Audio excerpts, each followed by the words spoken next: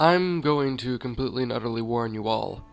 If you honestly came to this story expecting to see any kind of lost episodes involving scary scenes and hyper-realistic shots of blood and corpses of a boy, or a lost episode of even the creator of the program knowing that it's there, but honestly it's not in the search text of any website, but of course, if you're looking for that kind of thing, you're not likely to find it. However, before I honestly wrote my own personal story about this, it would be interesting to let you guys know a little bit of a history about the specific desired episode. I'm quite sure you already know about the show called The Amazing World of Gumball, or The Incredible World of Gumball, which was its original name, which was a very recent design coming from Cartoon Network. At Cartoon Network, you wouldn't really expect to see too much with a whole lot of adult themes. I mean, those kind of things are normally reserved for shows like South Park, Family Guy, and The Simpsons. Well, granted, this was the new Gumball, and it turns out that before the program had even started up, the creator of this design, Ben Bulkwick, imagined and made scripts very close to the design mentions above. Before launching the pilot episode, Bulkwick and his team had assembled to produce the first episodes that he had already written several storyboards for. These were such quote-unquote lost episodes, nothing more than copies of The Amazing World of Gumball, which, for unknown reason, had never really made it to television, giving way to a more familiar version of the drawing that we all know and love today. But honestly, what do I have to do with any of this? Well, a friend of mine, who I will call Paul, interrogated the editing team at one point in time or another. His name was Paul, and he had been issuing his term all on the team because they weren't particularly accustomed to Portuguese, calling him Paul even though it was adopted as a stage name. Since they were honestly very close, as friends have at any doubt in your head, he entrusted me with the copies of the storyboards that he and the team had produced. He told me that they had just gotten done with the episodes. Now, a video of truth had wound up being produced, so I don't really know much else about it. He then told me that he knew it as Honest Paul. Anyway, I'll have the storyboards, but I showed him that I wouldn't post any photos of them on the internet. Which, if you want to believe, is one of the worst excuses out there. The right is yours, but I can't do it for honest legal reasons. However, I certainly can try and transcribe the story. The episode begins with the Wattersons, the program's main family, driving in a car through the forest at night. There were no signs of civilization around, except for, of course, the road that they were driving. There was no cars on the roads passing by. Here we discover why they were even there. Richard, the giant rabbit pink father of all the kids, had followed the indications of a horoscope and thought that it was a road map for the use of humor in the episode. Now before you ask, yes, Richard is as stupid as Homer Simpson. In fact, he's probably even more stupid than him. The Wattersons, officially lost in the forest, honestly don't know what to do until Nicole, the mother of the kids, suggests looking for a city where they can go and spend the night, which they all agree is probably the best thing to do. All except Darwin the fish, who suggests changing dads. Another moment of humor, but you already see the difference. The design in TV, Darwin is a good guy. He, however, never took part that way, to say something of the type. Continuing the quote-unquote journey, the Wattersons soon find the start of civilization in the distance. A small town, the quote inner-city American homes only, with no structure that was over 2 floors. Walking around the town a little, which was not really that big to be honest, they wind up finding a hotel for the night, since they seem to be populated for any other city. Upon entering the inn, they are faced with the attendant, an elderly lady of some sort.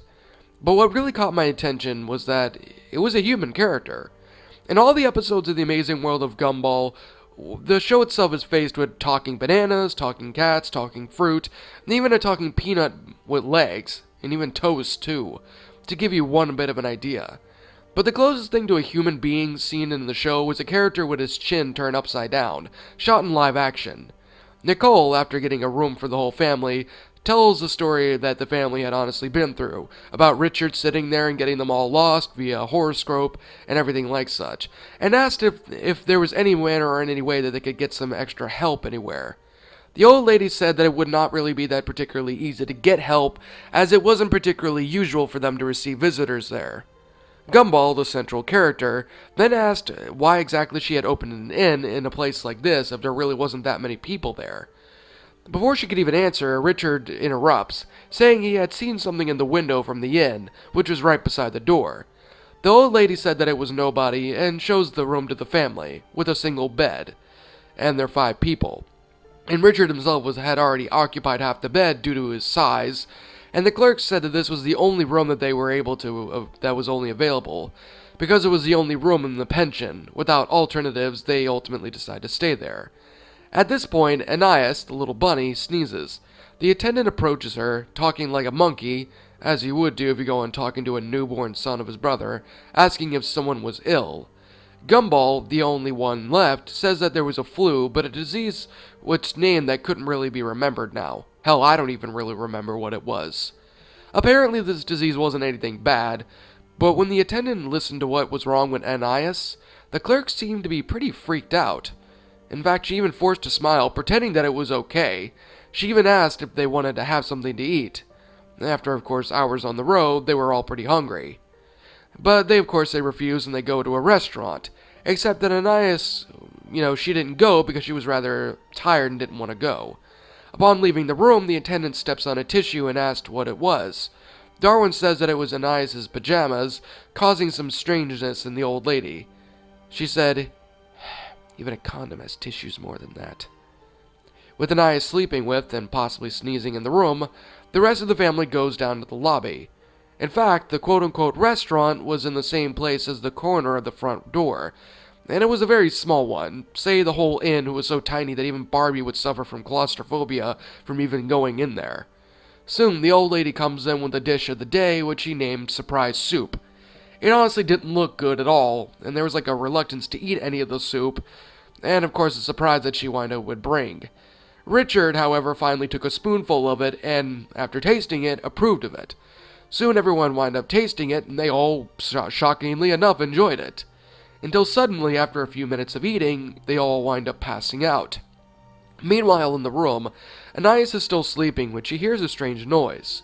As she stood right there in the middle of the room, it's poorly lit by only the window, she sees a figure somewhat hard to describe. It was like a normal person, covered with a black cloak, but with weird white eyes. Obviously too frightened about even thinking about crying, she simply screamed, and then she felt the hand of something touch her leg. Her scream echoed throughout the inn, where, in the lobby, the Wattersons awaken and they soon run into the room. The Shadow, while hearing the Wattersons coming upstairs, jumped out of the window, possibly the place of where it had honestly came from. Upon entering the room, Anais tells them all what had happened to her. Nicole, I think she honestly thought that she might have had a nightmare, caused probably by her illness. Anais said that to them to look out the window, but honestly all that was seen was an empty street. No sign of a man wearing a black cloak anywhere. Anyway, everyone thinks that she honestly needs a doctor urgently due to the amount of hallucinations that she supposedly was going through. They look for the attendant, but she was nowhere to be found in the inn. They decide to leave and find themselves at a hospital. At the time, the designs seem to have almost lost the comedic nuisance, focusing more on the serious side of the episode. They look around the city, which is somewhat easier since it is rather tiny. Gumball and Darwin find the quote-unquote hospital, probably the largest structure in the town, but it's still very, very tiny. They enter it, but they encounter a strange scene. Despite all the lights being on, there's no one in the main lobby. No doctor, no patients, no receptionist, nothing. Suddenly, a doctor appears in the lobby, without any remote kind of explanation. Gumball quickly asked what had happened with the hospital, and the doctor said that it usually stays that way once in a while, since the city almost had no residents. Even if it wasn't a response that took away all of their doubts, he takes Anais in there anyway. After all, even though it's a strange hospital, it's really the only hospital or the only facility called a hospital in the city. The doctor observes Anais, and the whole family is already there, and says that she'll need to be hospitalized for at least a day, to avoid any of the numerous complications that the disease may bring, he says. He also assures everyone that she'll be alright, because they all have the equipment they need to treat the disease. They wanted to spend the night there next to Anais, but the doctor said that unfortunately, the hospital doesn't have enough room to support so many people, quote-unquote. Basically, the room where Anais was staying, there was only room for the patients and the doctors. Even if everyone agreed to this, in the case, spend the night in the lobby, the doctor said that the people who would come into the hospital, it would be rather unethical to keep them there. With much discomfort, the Wattersons returned back to the inn. There really wasn't much else for them to do because Anais would have to be treated in some way, and since it was the only hospital in the city, it was probably the only town for miles on length, was a maximum that they could be done. Back at the lodge, the attendant is still missing. Now that Anais is already in the hospital, they have more time to look more carefully at where exactly she was at. The lobby, there was nothing. The fourth story, nothing. Attic, absolutely nothing. Suddenly, Nicole had found her in the bathroom. She had been murdered. It was not one of those scenes from a graphically brutal murder typical story, but it was not a scene to be displayed on a program watched by children. There was no guts dripping on the floor or eyes torn out and thrown on the wall, but there certainly was a lot of blood. And I mean a lot of it. Cartoony, but still a lot. It was enough to scare the Wattersons like absolutely fucking crazy. Terrified, they returned to the hospital to pick up Anais. The city was a danger to them. At the hospital, the same scene was as before. Lights, air conditioning on, empty rooms. Without even bothering to call the doctor, they ran the hallway that was described as a tirage. Finally, they reached the one-room hospital. The room was in disrepair. I mean, it didn't have all the blunt walls, cockroaches walking the floor. It looked like a good room of a public hospital in Brazil. But also, there was almost no equipment. There was only one metal pedestal which held the saline or blood. But one thing the doctor was right about. There was only one room for one patient, and a doctor in the room. Only the patient, if that was Richard. Extremely nervous, the Wattersons began to search frantically around the whole hospital. Richard winds up hearing a strange noise coming from behind a door. There was nothing written on it. Upon entering it, the four descend a staircase to the basement where it seems to be the hospital. There they find the scene. The doctor lay stabbed to death on the floor in a very similar way of the old lady that they had found beforehand. There was also another man. I had forgotten to mention the doctor was also human, and that there were only humans in the city. His clothing gave away that he was the only one who tried to kidnap Anais, but the main center was in the basement. Anais was strapped to bonds in a litter and wearing an apron that the patients used. She also had which also had the less tissue, I guess. Her mouth was gagged with a handkerchief, and around it there were 3 people. The script didn't really specify who these people were, all dressed in overalls used for HIV. I forgot the name of that, but you know, that white jumpsuit with the mask gas used when bacteriologists will study samples of microorganisms. One, probably the leader, pointed a pistol at the head of the poor Anais.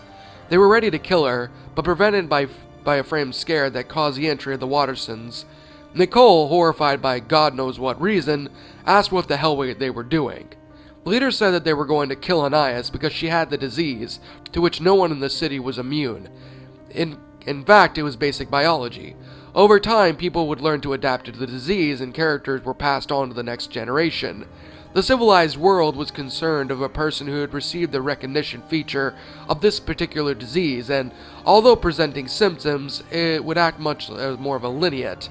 The civilized world, the world that avoids such contact with the town, so the disease was very lethal to its inhabitants, and Anais was carrying the virus all around the city, and all the people were there at risk, all the humans. The best thing that they could honestly have done was kill anyone who had kept in touch with Anais with no protection. This was the case with the old woman, and the doctor who actually knew of the plan to kidnap Anais in the first place, but accepted to die for his city, and the kidnapper. The executioners were wearing a special suit, so they were ultimately cleaned. Of course, not only would Anais should die, likely all the Wattersons as well. Nicole reminded them that they were being too radical and certainly rather irrational about this whole thing. Leader shows an album containing photos of all the inhabitants in the city, children more mostly among them. The disease that Anais honestly could have killed them all with. According to the leader, a person's life is not worth the lives of so many people. In fact, it made sense. It was worth saving a person risking the lives of so many others. With the death of Anais, it was guaranteed the security of an entire city.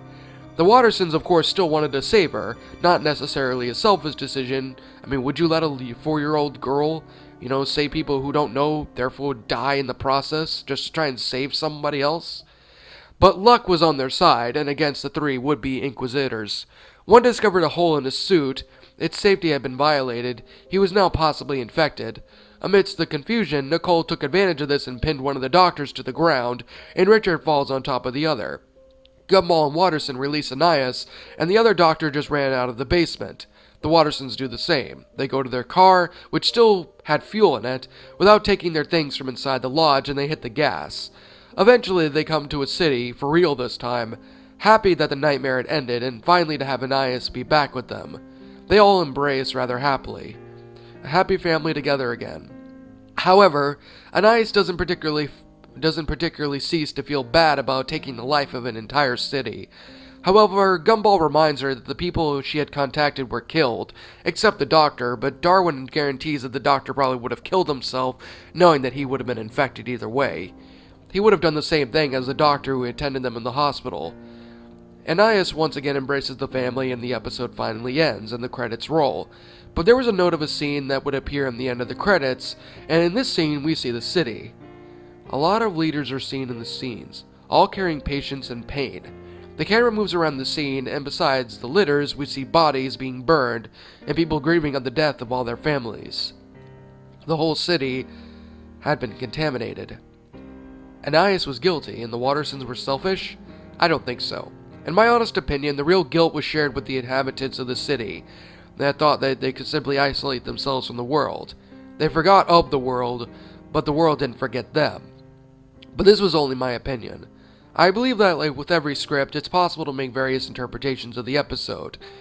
This is the only first episode made by the team of Ben Bulkwick. I have other scripts here, and in time, I shall post them online for everyone to hear about. It's only right for me to do that, though.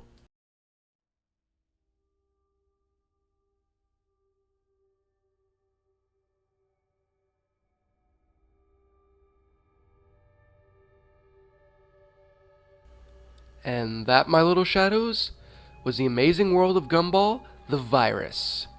An Amazing World of Gumball, Lost Episode, Creepypasta. My final thoughts on the story? I have to be completely frank here. I actually enjoyed the story a lot. I mean, despite the fact that, I guess it's a little bit obvious, the story in of its own self, I'm quite sure was probably one of those creepypastas written in Spanish but translated into English, most likely. Not like I really have a problem with it, but you guys probably noticed that I was stuttering a little bit and, trying to more or less figure it all out, because there were parts in the story that just didn't exactly seem to make a whole lot of sense. But that's mostly because of the fact of the matter that, this was a translated story. So I really can't give any kind of hate on that one. But the story in of its own self was actually very creative, very realistic, if you want to put it in that way, and a very entertaining episode. I mean, the episode in of its own self was interesting. The idea of the Wattersons going out there and being, getting lost and going into a town and everything, and then, having to see a bunch of other creepy shit. And basically the whole thing was being centered around a virus that was contaminating the whole city. If anything, if this was actually an Amazing World of Gumball episode, this would be a really damn good one. I mean, obviously they would either have to tone down a lot on the blood or not have the blood on there. I don't know. I never understood that with cartoons, though, with blood. But still, I'm not going to rant. But even on that matter, though, I mean, the episode of its own self, just went by rather beautifully with the actual story itself. I mean, the flow and everything, now, while, like I said, was a little bit hard to read at times, it flowed out very well. It actually told a relatively good story and everything, and didn't involve, things about, say, hyperrealism or any of that manner, or, video footage coming up after that.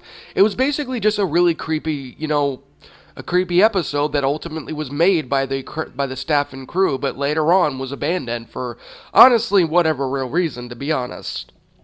There's a lot about this story that I found very, very, very enjoyable. It was great. The scenery was really, really good. And I like the fact that they actually had humans in this one. Now, I don't know exactly how they really did that. Maybe it was live action on them on a green screen, maybe. I mean, people tend to do that sometimes. Look at Blue's Clues, to be honest. But even on that matter, though, the rest of it was, like I said, it was very good. The characters didn't completely act out of character, or if they did, it was mentioned that it was originally with how they were. But yeah, characters were in sync, everything went by well, and in the end, it had a very good ending to it. I don't really know what else more to say about it because it was very, very good.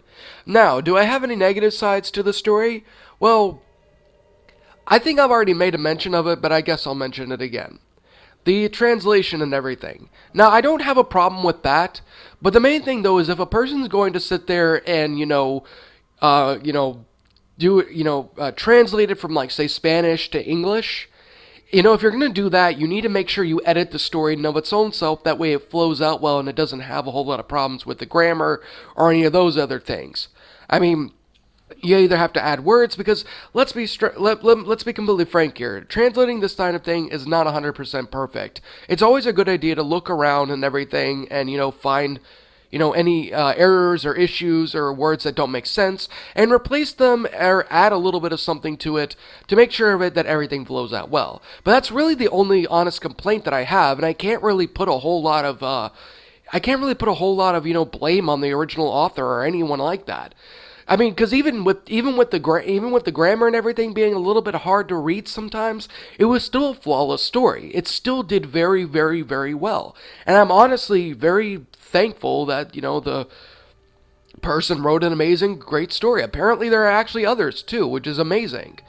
So yeah, I mean, this was my personal thoughts on the story, and it's honestly my own personal opinion. But if you disagree with that, that's perfectly fine too. We're all entitled to our own personal opinions about things. Now, my final rating, I give this one a 10 out of 10. Honestly, I think I'd put this up there with The Grieving and, what was that? The other episode, The Lost Footage, I think, was another Amazing World of Gumball episode. And I think there are actually a couple more of these, and I definitely have intentions of narrating them very soon. Anyway, what did you guys personally think about this story? Did you find it enjoyable? Did you find it not? Also, what did you think about the review? Did you enjoy it? Did you not? Also, what would you have done to make this story better? Let me know your thoughts of everything down in the comments section below, and give me your own rating of what you think about this story. I'm the Shadow Reader. Thanks again for watching today's episode, and Otterton, roll the outro.